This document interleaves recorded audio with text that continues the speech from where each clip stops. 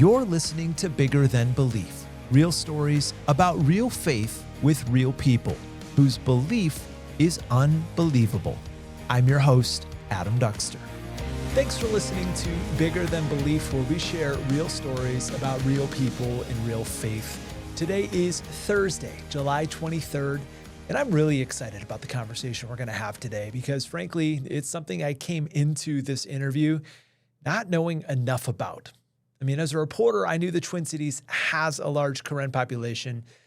That's about it. I didn't know the backstory or what might be happening on a day-to-day basis in Myanmar. That might be kind of sad to admit considering, well, I report here, but when you've got cultural distance from someone, it's easy to create emotional distance from them too. And today's guest, way back when, might have been just like me in that mindset. A suburban kid, knows what he knows, loves sports, his friends, his family.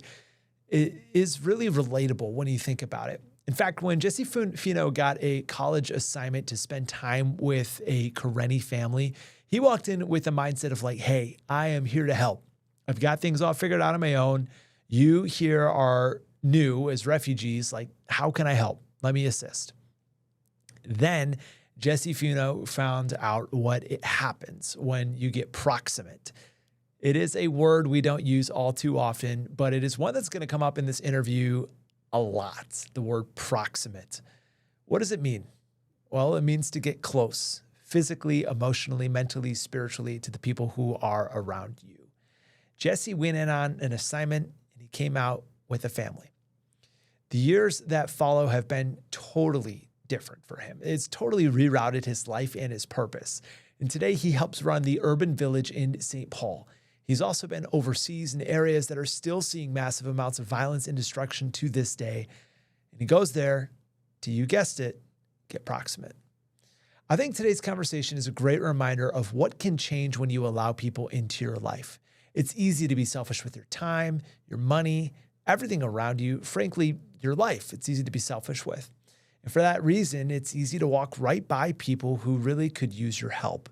We tell ourselves we don't have the time, the money, the bandwidth, you name it.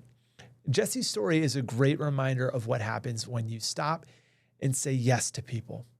It doesn't take away something that you have. Rather, it gives you something you never had before. Hey, if this is your first time listening to Bigger Than Belief, every single week we share real stories about real faith and real people. It would mean the world to me if you took 2 seconds, wherever you're listening, and just hit 5 stars.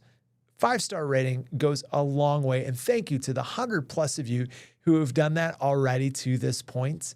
Also, hit follow or like us wherever you're listening, just so you don't miss an episode. Again, new episodes come out every single Thursday. We are trying to change the way traditional media talks about faith. Again, if you like this type of content, or maybe you've been listening for a while, please consider leaving us a review in the app wherever you're listening. Again, that takes 2 seconds, but helps us way more than you would ever realize. Just grow and beat that algorithm to get out to even more people. And if you like today's episode, please consider sharing it with a friend.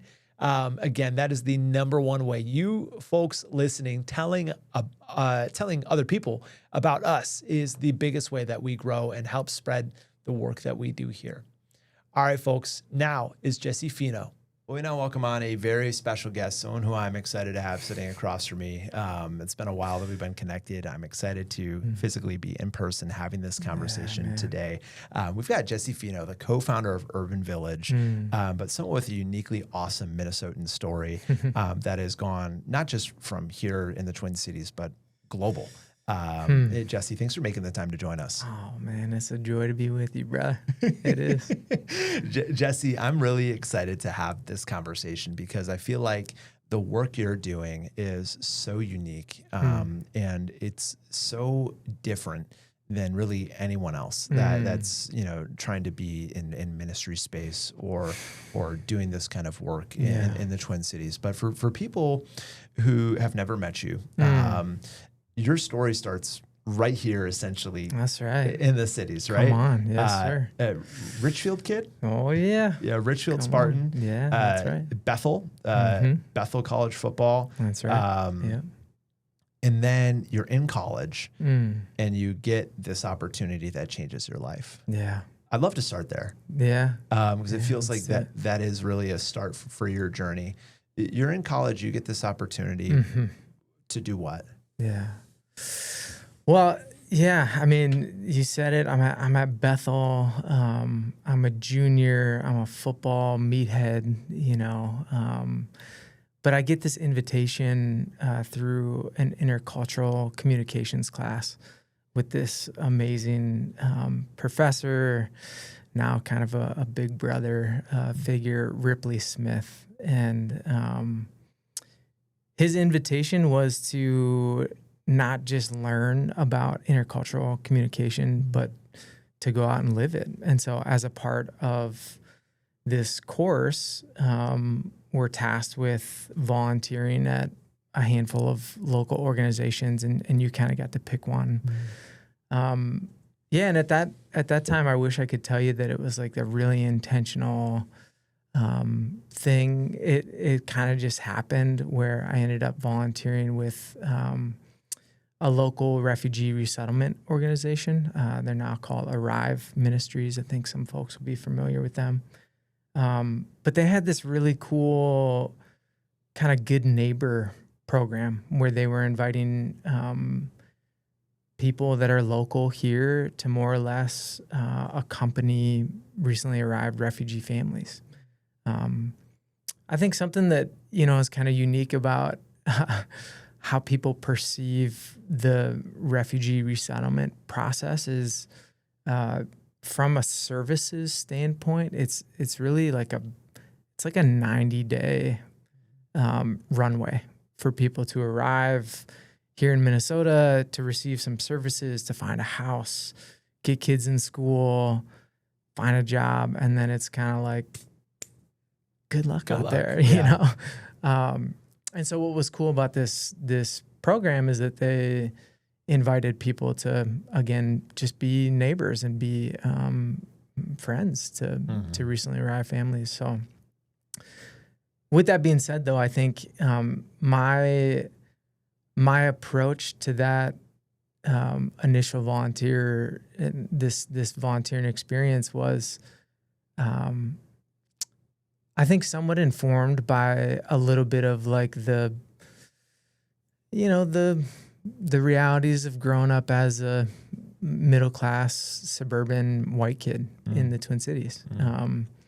To boil it down, I think I was showing up to this family's home on this first day with kind of this, subtle pride, this kind of misunderstanding maybe that like I was going to be the welcomer, that like I was showing up to this family's door and maybe they even needed me, But Adam, I got to tell you, like, if anyone hears anything in my story today, I hope that they hear that I had completely the wrong narrative. I showed up to this family's house as a mom and a dad and 6 boys. They have since added a 7th boy, but they were recently arrived from the country of Myanmar or Burma. And, when I walked in to the house for that first moment, I think it didn't take long for me to realize that I was indeed not the welcomer. I was the welcomed. And this family, the way that they invited me in, kind of the hospitality, these are things that are kind of like easy to identify and talk about. But what's really hard to describe is like the genuine sense of welcome that I felt that day.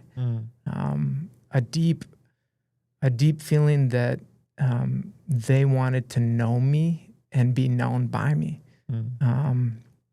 And so I kind of had a posture shift in that moment. I realized that instead of showing up as someone who was there to help or to welcome or to even teach about, hey, here's how you do life in America, there might be some of that, but I think I really realized wow, actually I have so much to learn.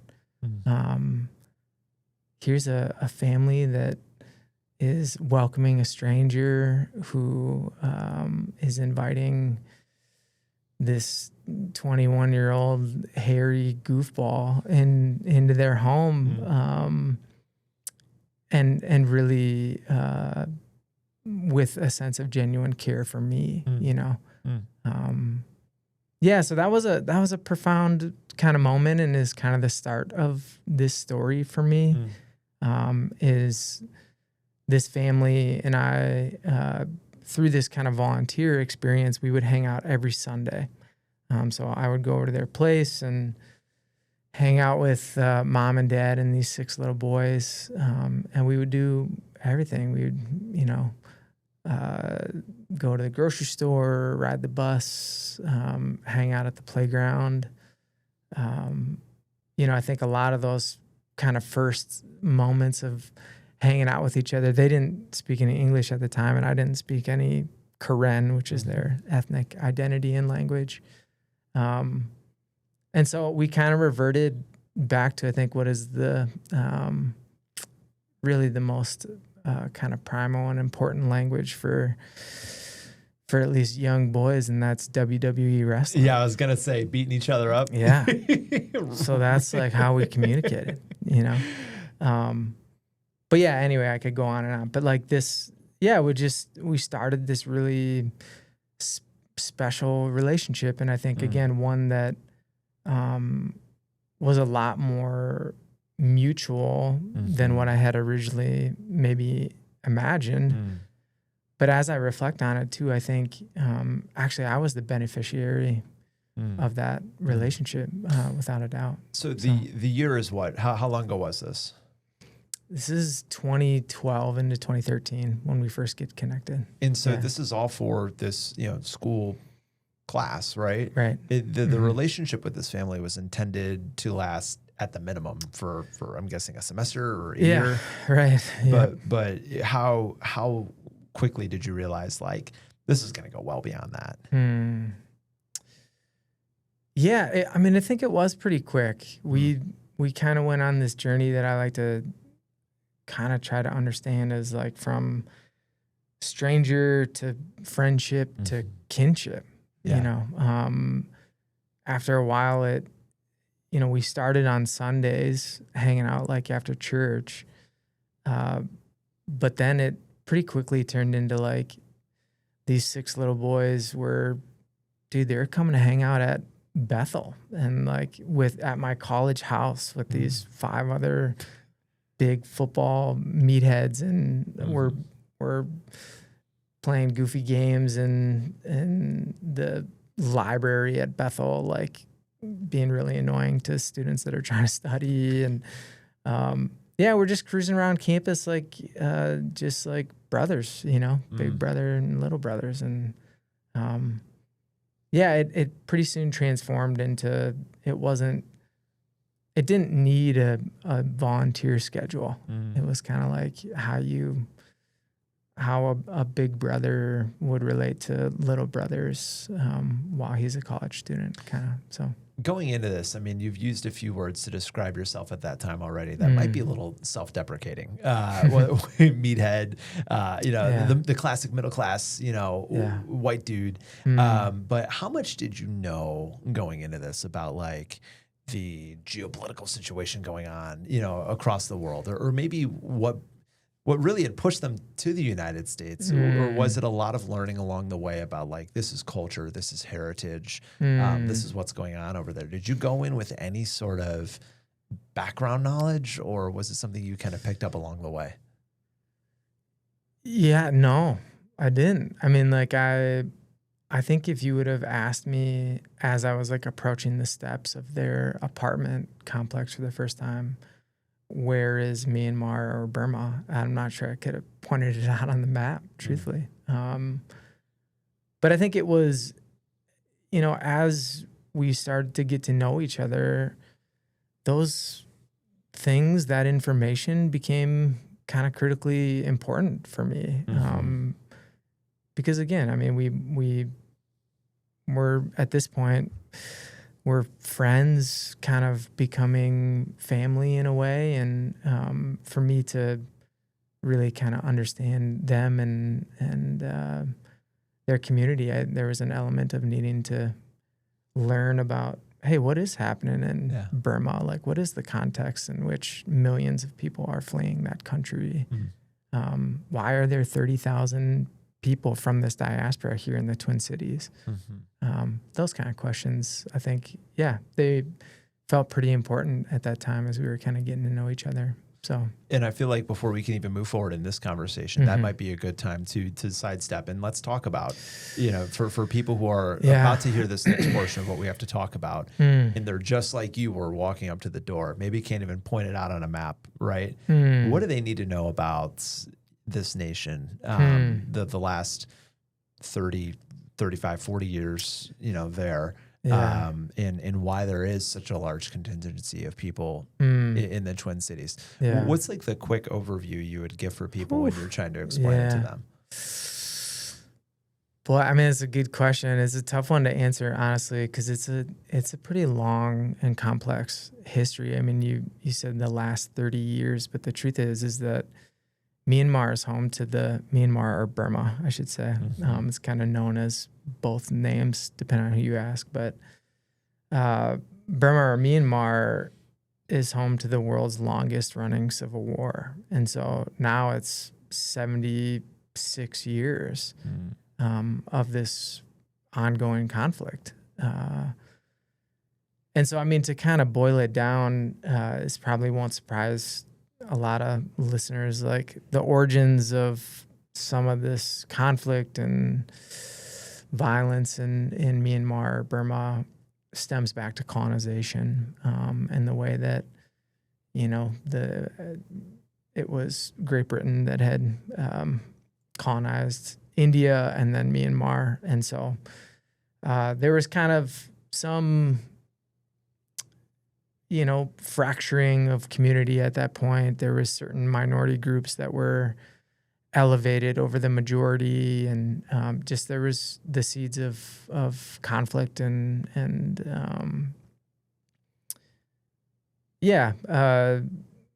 frustration among these different minority groups, and then the majority. So I think it's important to note that, Burma, or Myanmar, is an incredibly diverse country. There is, I think, over 174 languages that are spoken. Wow. And so, the ethnic majority in the country is a group called the Bamar, or Burmese, and that's where the country gets its colonial name. But the folks that are here in Minnesota, as largely coming as refugees, are more representative of people from these smaller ethnic minority groups. So here in the Twin Cities, we have, I think, over 20,000 Karen, or Ganya people is how they would self-identify. There's another group called the Karenni. And then there's folks Mun and Lisu and Kachin and all these different tribes. But again, I think it would be really hard to kind of summarize the whole arc of things that have happened. But I think the kind of like through line is that Burma, or Myanmar, has been controlled by a military government for many, many years. And this military government, there's been kind of different iterations of their control and power, but what that has looked like ultimately is some pretty intense persecution of ethnic minorities, but then also to their own people, their own Burmese majority people, but in the form of really tamping out hopes for democracy, or different forms of, education, or even business and things like that. So, yeah. And so the Karen people are part of that. They're displaced largely from the nation. They've moved, outside of Myanmar to other places, whether it be Thailand or they've settled here in Minnesota. Mm-hmm. I guess before we, again, take one step further into your personal story, how would you explain how so many people wound up in the Twin Cities out of all places? And what does our current kind of home in the Twin Cities look like for people who've been displaced or have moved from that region? Yeah. Yeah, well, I think this is something that's really cool about the Twin Cities is there's a pretty robust infrastructure of refugee resettlement. So I think there's 5 refugee resettlement organizations that are here in the Twin Cities, which I think is probably significantly more than what other major cities would have. But then on top of that too, I personally feel like our state does a really good job of creating policies and programs that are really necessary for people who, again, are getting a 90-day window of services as refugees and then kind of patted on the back and said, get out there, good luck, So I think that's one thing that's cool about Minnesota. And I think, some of the origins of the refugee resettlement here stems from churches as well and other faith bodies of people who are willing to come alongside people as they're resettling, which is just beautiful. It's a cool history of, creating a space, I think, for recently arrived people here.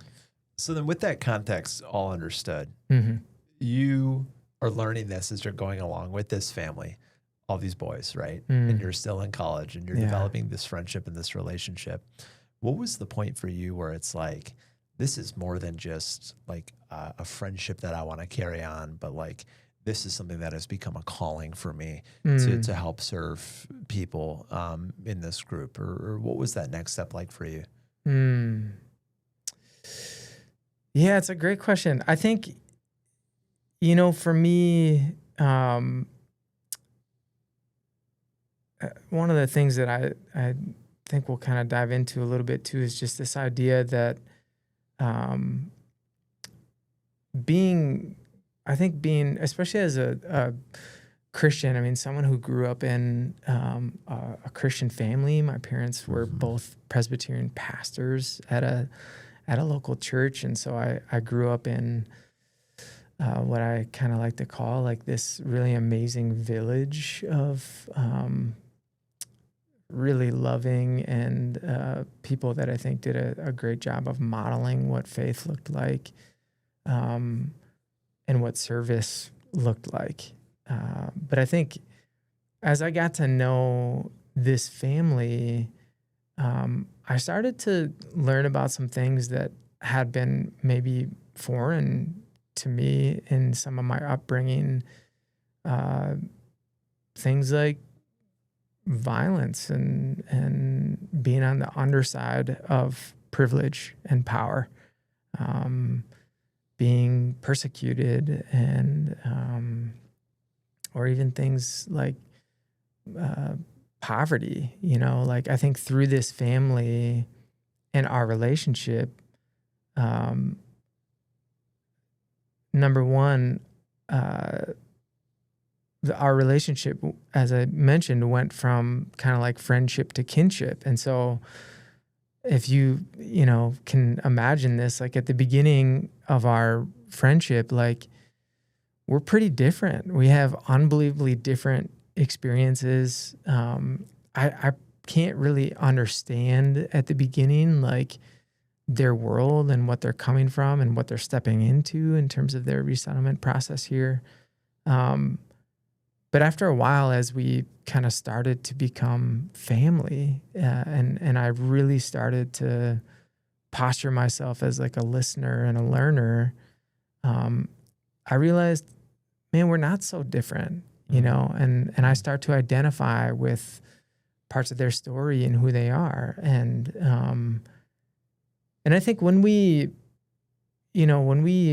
take that step with people that are different than us or people that we don't understand, when we start to actually see them as like family,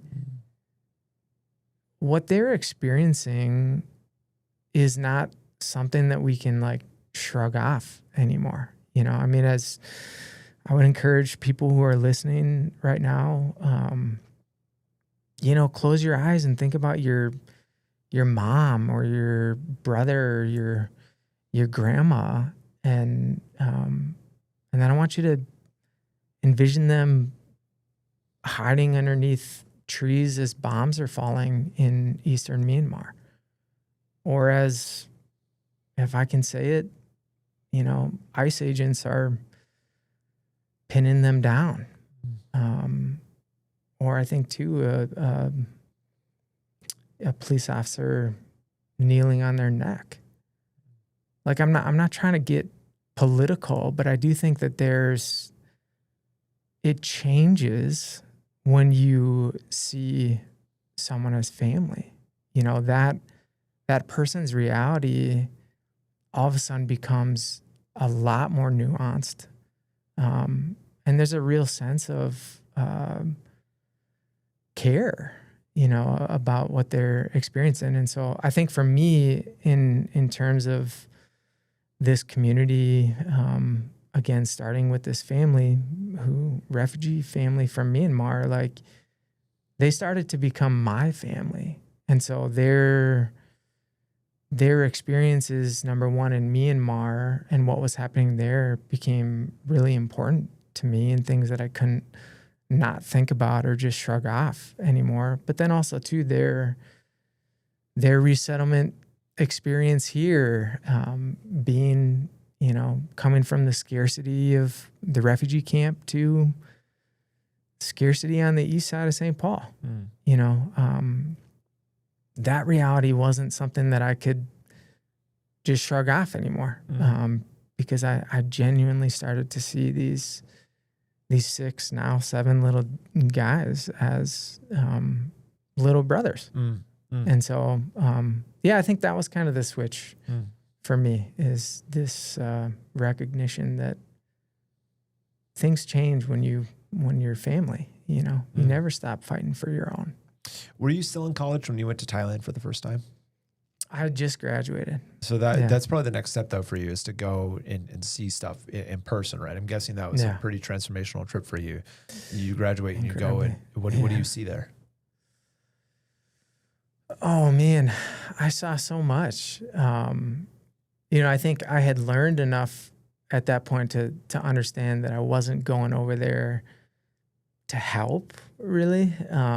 Obviously, I wanted to be useful where I could, but I knew that I wasn't going to move the needle on what people were facing, either in refugee camps in Thailand or in some of these conflict zones in eastern Myanmar.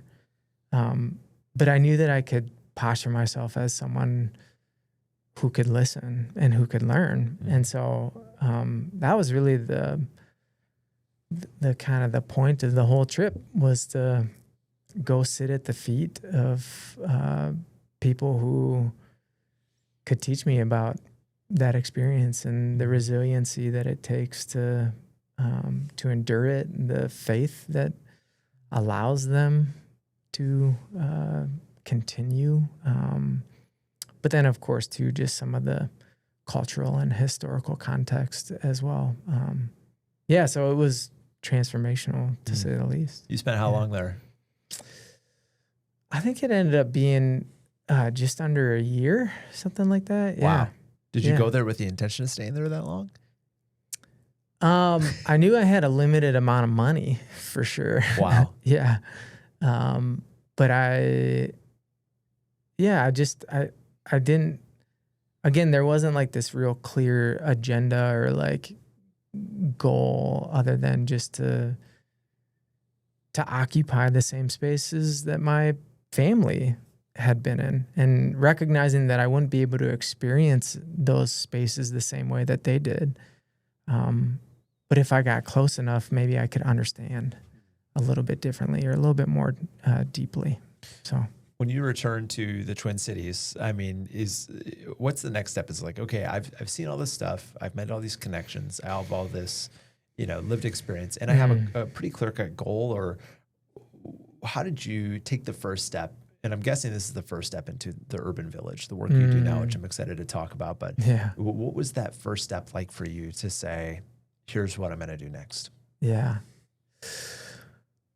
Well, there's a handful of baby steps, I guess I'll say. But I think one thing that's kind of fun and an important piece of this story, our story, is that so this family that I had at this point, now gone to Thailand and Myanmar, Burma, and come back home. And, our relationship was really close before, but it just kind of got even closer because of some of those shared spaces and deeper knowledge that I had. I'll spare you the very long story, but the short version is that this family and I actually ended up buying a house together. They were in a bit of a housing crisis. I was living with my parents, still trying to pay off loans. So individually, we didn't have enough money to buy houses ourselves, but as a collective, and with the help of some other very generous people, we were able to buy a house together. And so this family, mom, dad, 7 boys, and we moved into an up and down duplex on the east side of St. Paul. And we lived together for 5 years before I moved out after getting married. But I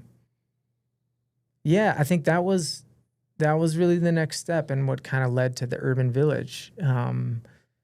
Again, like some of the ways that I've talked about this family is that they became my family.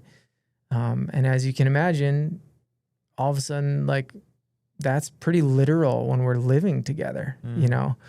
They're in the upper unit upstairs, I'm in the lower unit, but it wasn't really divided that way. I mean, it was like, it kind of operated as one big house. And so the dudes would come down and often sleep in hammocks that were like hung above my bed, and we'd do breakfast up there if mom was cooking. And so our life was pretty intertwined. And I think what that experience gave me, what those years living with this family gave me, was this really unique and intimate vantage point to witness the impacts of resettlement on particularly young kids.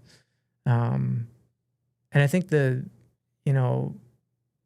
interesting thing is that the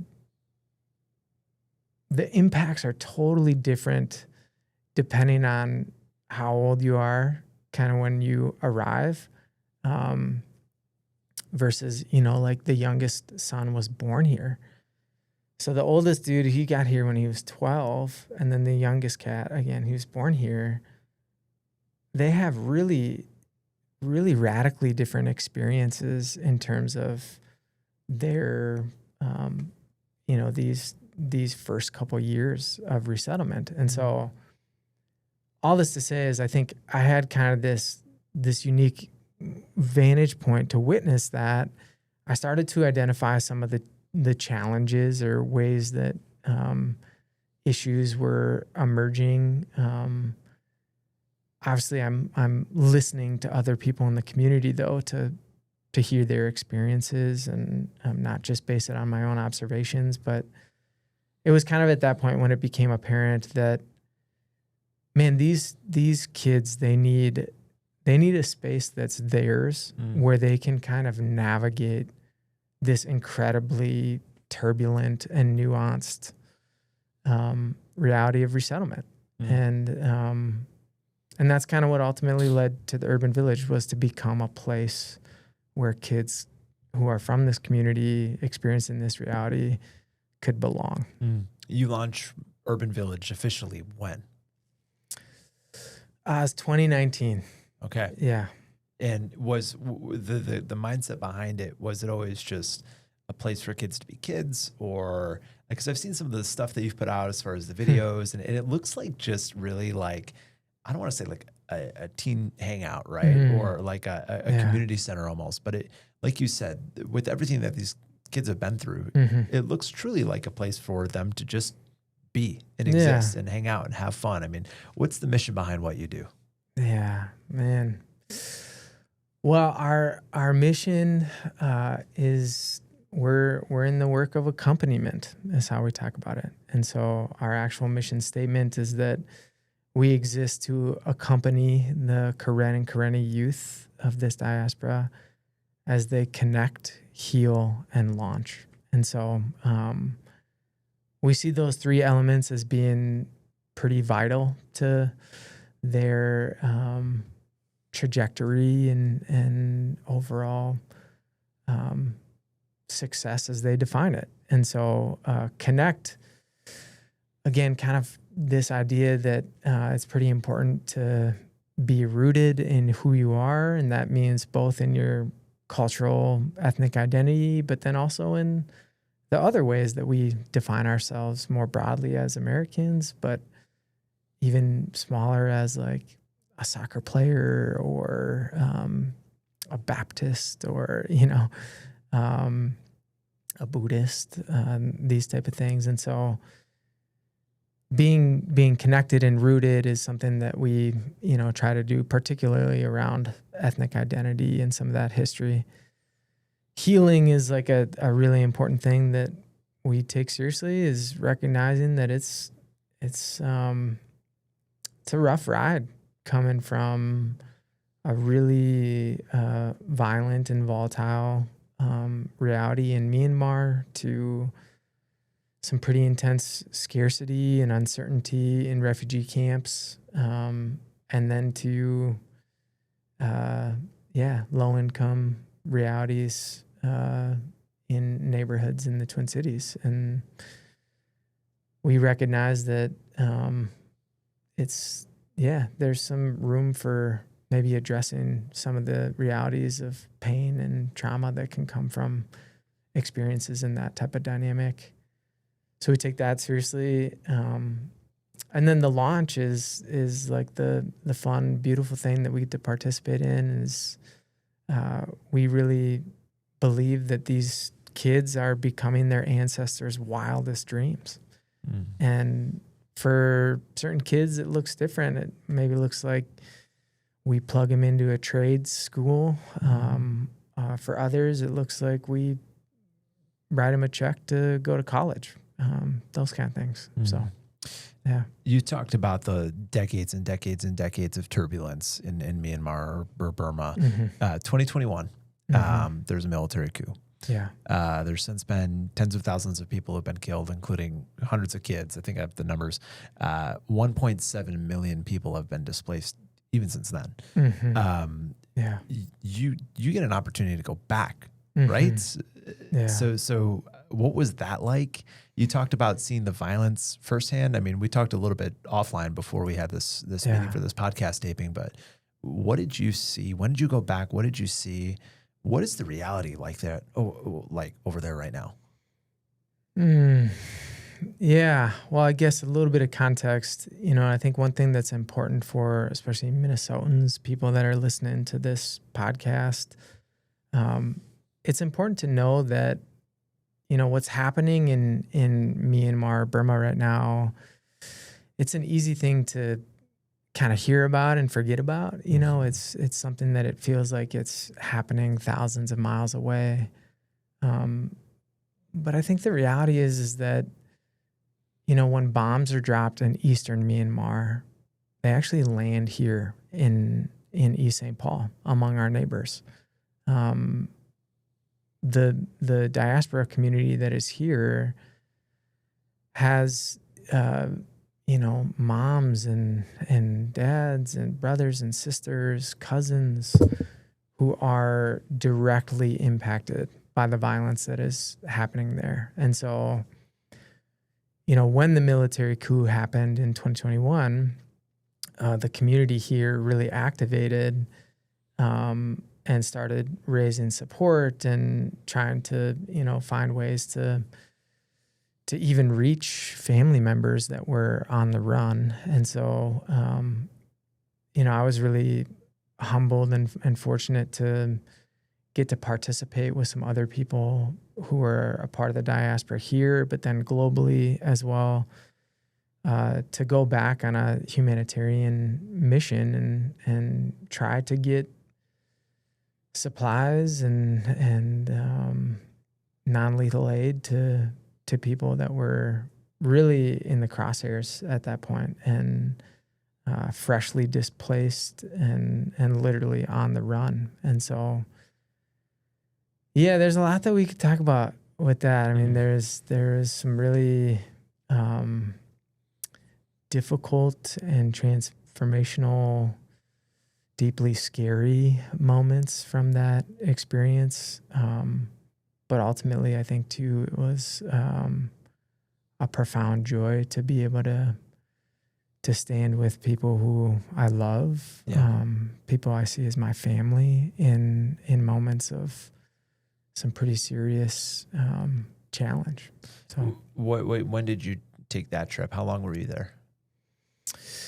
A bit over a month, and I think it was April and May of 2021. Wow. And we got a whole bunch of supplies and spent kind of a month like moving around areas where there was fresh displacement. And so that put us in really what was one of the most dangerous places in Myanmar at that time.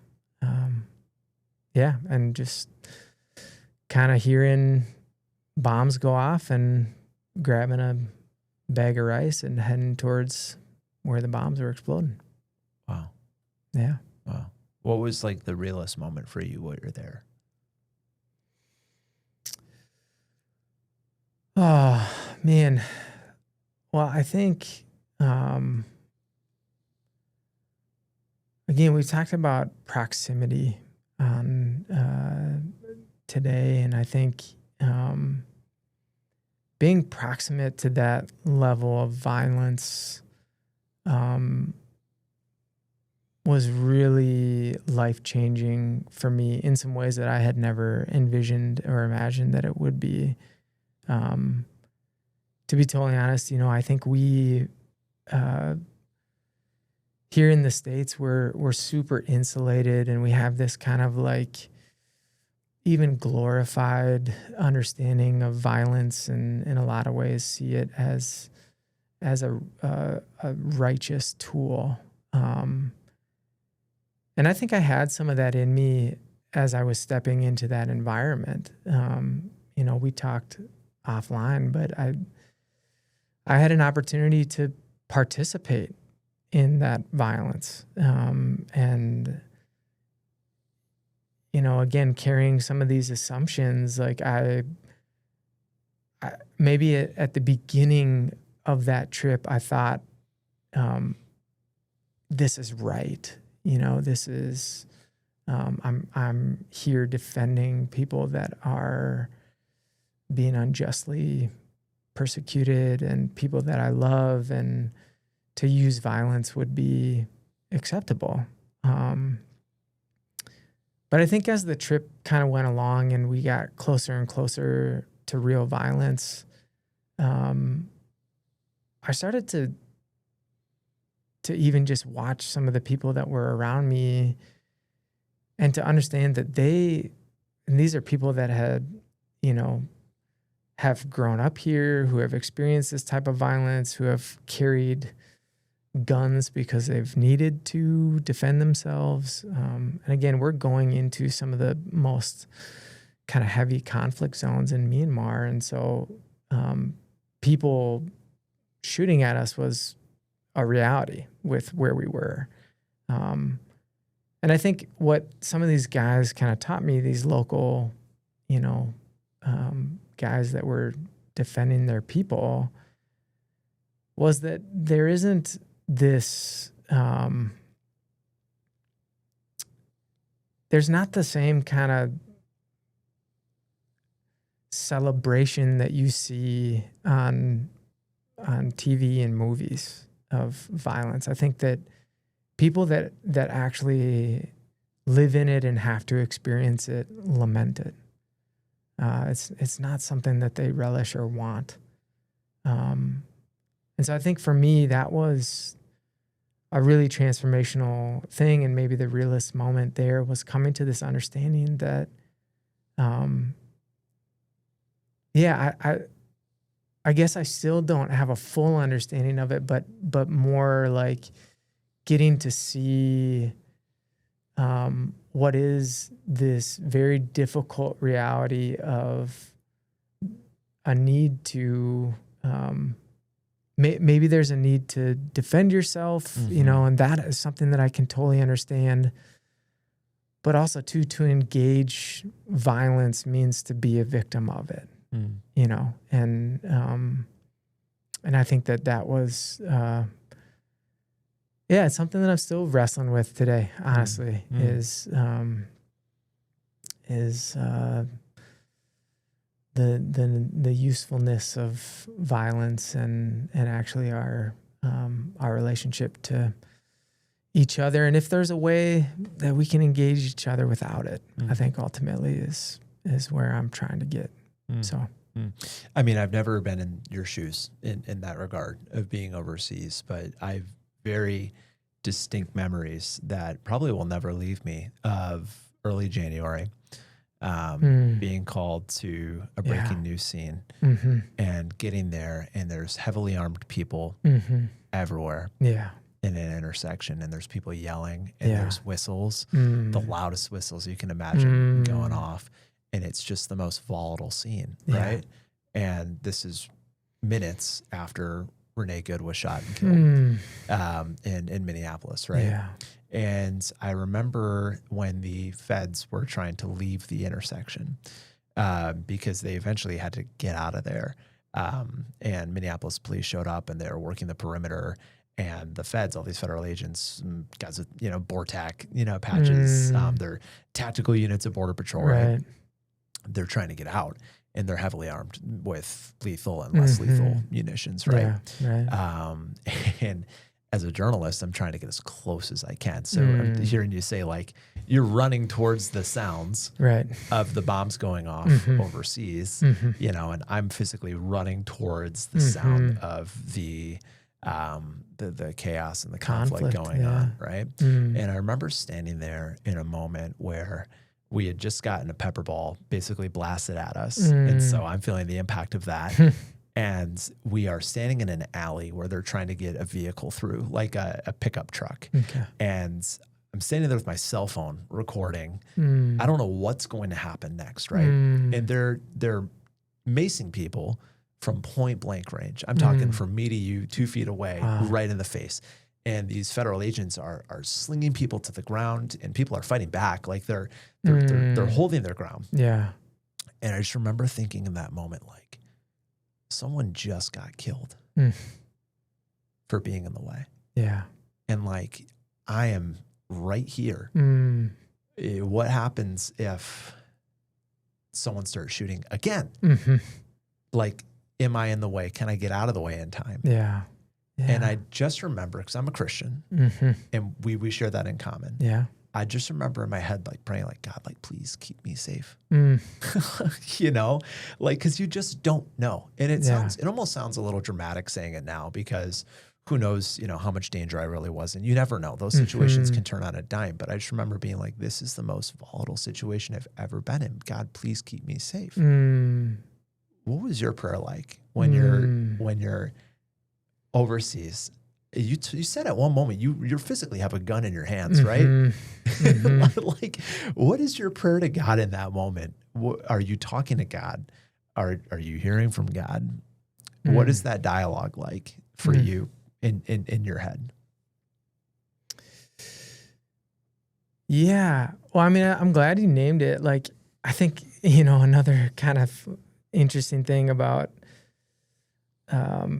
proximity to violence is, I think sometimes there's like, there's this posturing a little bit of like, I'm I'm not afraid.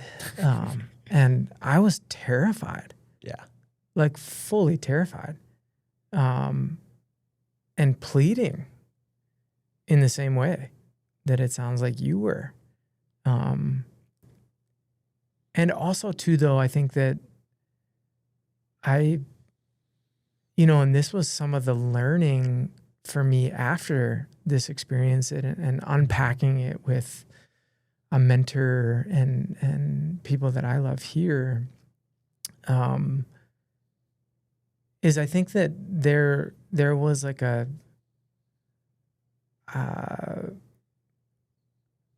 felt the presence of God, but I also felt like this nudging that there needed to be a more hopeful alternative to that moment that I was in. Mm-hmm. It's not hopeful, and even to reflect on your experience, like this intense conflict between federal agents and local people here, mm-hmm. the intensity of that moment, the real sense of like violence is just under the surface. It was above the surface. Yeah. There has to be something more hopeful than that. Yeah. Like we have to be creative enough to think about this differently. I think we can, but I also think we're too insulated from each other. Even this example of these federal agents, like I think in a different part of my life, it would have, before this experience in Myanmar, it would have been so easy to just demonize and dehumanize those guys. And I think what God taught me in that moment in Myanmar and humbled me with was a realization that, and to quote a local pastor here in the Twin Cities, Oshita Moore, my enemies are the people that lie just beyond the reach of my empathy. And I think that's where that's where the hopeful alternative lives in my mind, mm-hmm. is like, if we can expand our circle of human concern to include people that are different from us, and for me, I think there's different ways of thinking about my story, but like the Karenni community, when we first met, this family, we're super different. Mm-hmm.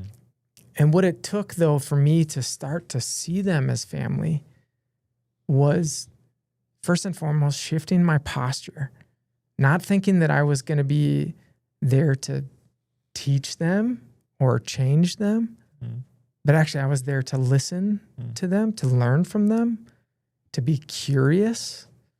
And then what followed the posture was consistent proximity.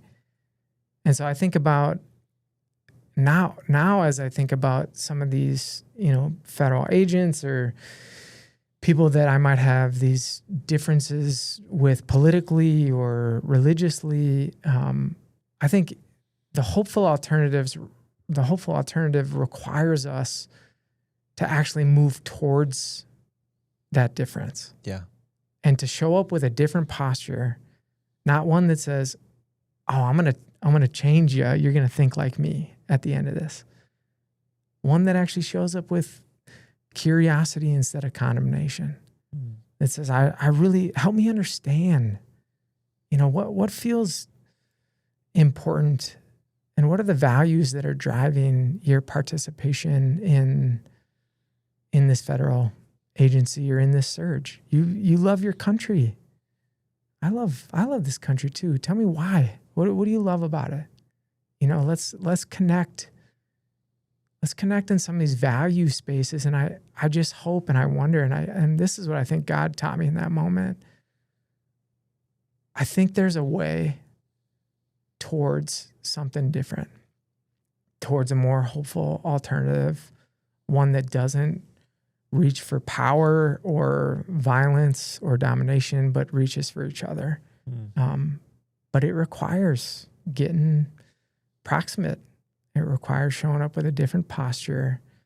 And I think it requires uncommon friendships, you know. When you read the Bible, do you see that anywhere? I mean, because I do think it's easy for people who are up in faith circles to talk to other, right? Yeah. Like here's us and we're doing our thing as believers, and then here's everyone else and they're on the other side. And you even look, you could have this conversation a million ways of how believers talk about non-believers as almost like there's this force, this enemy force out there, right? And here's us and here's them. Yeah. But then like when you read the Bible and you look at who Jesus chose to spend his time with, Come on.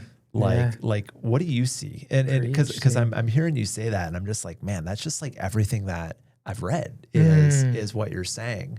Yeah, is like, how do we approach people who are different than us? Yeah, like, I mean, as you're reading, are you seeing those parallels too, or what does that look like for you? Dude, amen, man. Yeah, I mean, I wonder if we strip it all down and look to like back out from the story of Jesus, it isn't about God sending his child over a border to get proximate to pain and suffering and the challenges of this world. You know, Jesus crosses the spiritual, you know, the heavenly divide, if you will, to get proximate to us, to sit in our difficulty and our pain and our challenge. And I think it is important to recognize that a lot of the people in this story, when we zoom in a little bit more, are people who are on the underside of power in our world. You know, and again, now we're like getting more focused, but I really believe that when we look at the example of Jesus, we see, you know, not only we hear his teachings about, you know, how to serve the poor, how to show up for marginalized and people on the underside of power, but then he embodies it, number one.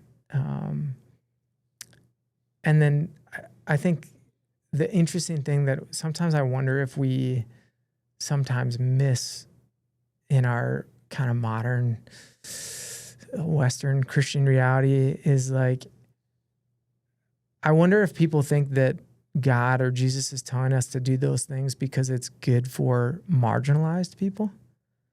Like, you should do this. Jesus tells us to do this because it's good for them. And I actually think like everything in my story has told me, no, God is telling me to do these things because it's good for me. Because it has brought fullness to my life. It's brought relationship and joy and simplicity. And that doesn't mean it's been easy. It's been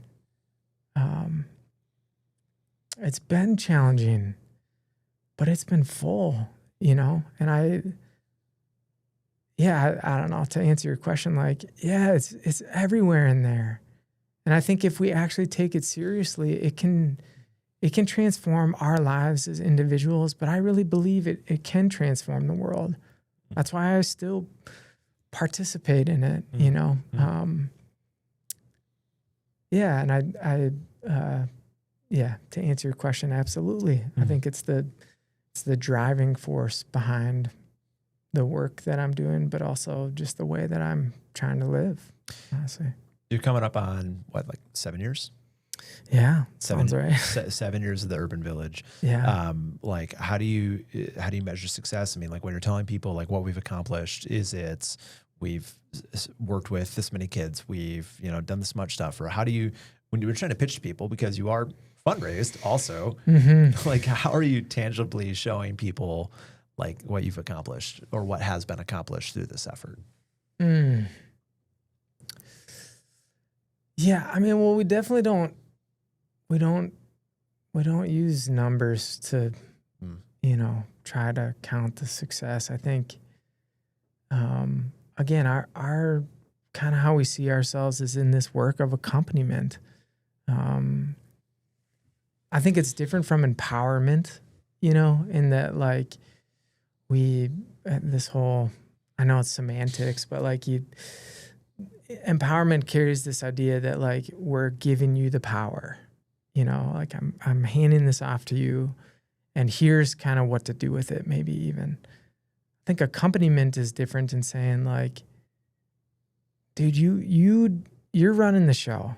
You're deciding where to go. I'm here to be a friend and if at times a guide for the journey through the ups and downs. And again, I think it's probably important for people to know like the realities of refugee resettlement. It creates an environment for incredible challenge.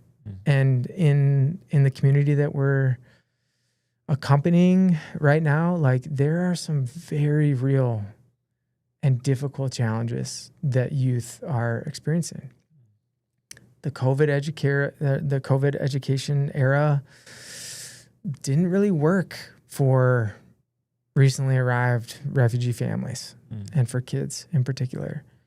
The opioid epidemic, the access to synthetic drugs on the east side and across our country really it's alarming. The inertia and the accessibility of guns and violence, these are all things that 12-year-old kids are steeped in right now on the east side.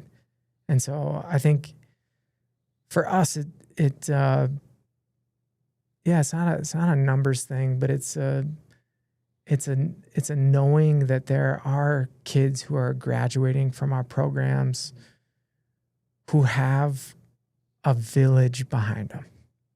And they know that there's people in that village that care about them. And that when they continue to hit the hard things of life, that village is going to be there for them. So I think that's the success is there's a group of kids on the east side who knows that they have a home and that they got people that care about them.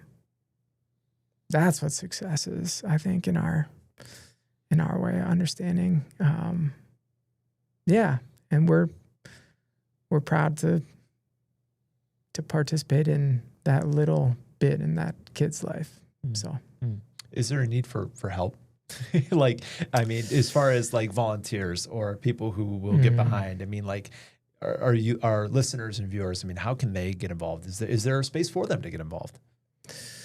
Oh man, absolutely. I mean, number one, you can find us. We're theurbanvillage.org. Drop us a line. We'd love to get connected.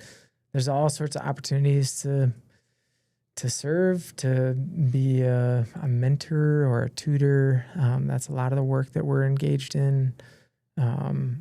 Obviously, there's financial realities that we're experiencing as a nonprofit, and welcome people to join our village in that sense. But actually, the thing that I would just say more broadly is like, whether it's the urban village in East St. Paul, the refugee or Myanmar diaspora community, or a different community, my ask and encouragement would be for people to get proximate to the voices of suffering in our society.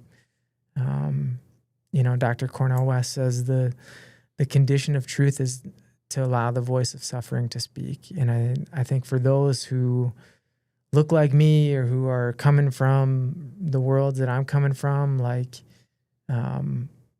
there's an invitation to get proximate. And so whether that's the urban village or if that's a different community or different voices, that would ultimately kind of just be my hope for listeners is, if you're taking anything away, take away an invitation to to get proximate to people that are different than you, ultimately. And I was looking forward to this conversation, and it did not disappoint. Thank you, Jesse, for taking time to share and just be open and honest. And I think that no matter who's listening, I think that there's something for them to take away from this one. Oh, man. Well, you blessed me, Adam. Thanks for having me, brother. Of course. Thank you so much for listening to this episode of Bigger Than Belief. I really enjoyed this conversation. It's one of the longer ones we've had in a while. And I could have talked to Jesse for even longer than that. I think we walked away going like, man, this conversation just could have kept going and going and going. I think that's what happens when you sit next to a really interesting individual. So hopefully you all enjoyed it as well and found what he had to say interesting or compelling. Of course, at the end, we left those resources if you want to connect with Jesse even further or learn a little bit more about the work that they are doing at the Urban Village.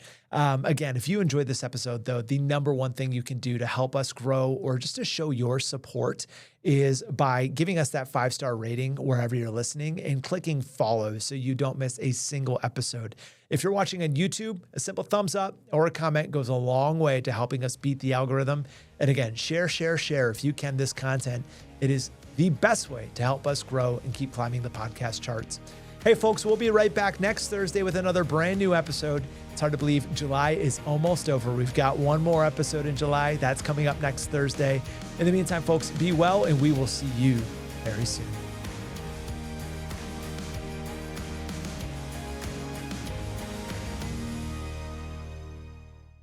Love podcasts? Love Minnesota? Check out the WCCO podcast studio lineup. Hear the top stories of the day with 4 things to know. Discover top female athletes and teams from around the state on women in sports. Dive into stories about faith and belief from your local leaders to your neighbors next door with Bigger Than Belief. Stay in the know on the go with the WCCO podcast studio. Go to WCCO.com/podcasts.